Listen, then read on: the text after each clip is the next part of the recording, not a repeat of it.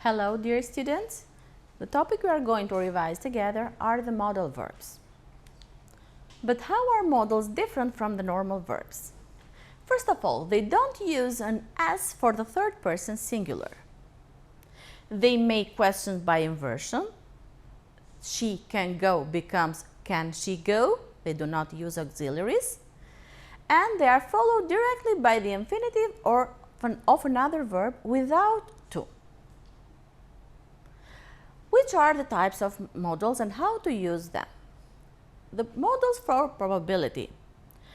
They can be used when we want to say how sure we are that something happened, is happening in the present, or will happen in the future.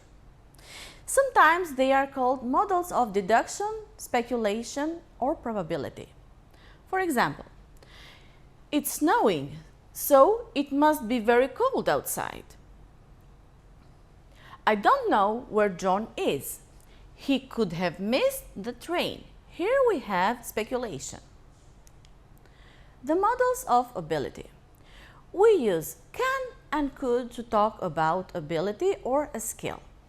For example, she can speak 6 languages. I can't drive. Modals of obligation and advice. We can use modal verbs such as must or should to say that something is necessary, unnecessary, or to give advice. For example, children must do their homework. We have to wear a uniform at work. You should stop smoking. Let me stop here to explain the difference between must and have to.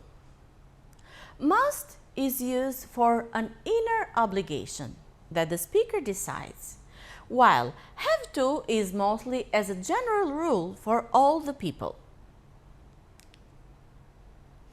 Modals of permission. We can use verbs such as may, can, or could to ask for or to give permission.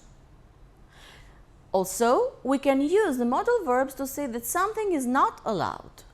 As an example, could I leave early today, please? You may not use the car tonight. Here the permission is not given. Can we swim in the lake? In other words, is it allowed to swim in the lake? Let's see now modals of habits. We use will and would to talk about habits or things we usually do or did in the past. For example, John will always be late. It's a habit of him. When I lived in Italy, we'd often eat in the restaurant next to my flat. We usually did this thing in the past. This was about present modals. Now what about the past ones? They are all used hypothetically to talk about things that didn't really happen in the past. These modals of the past are could, would, should, followed by the verb have and past participle of the verb in the sentence. Let's see together the examples. He could have become a doctor, but in real it didn't. You should have told me about the sale. I could have got some new shoes at a discount, but you didn't tell me as a fact. If he had called me, I would have gone to the party, but he didn't tell me.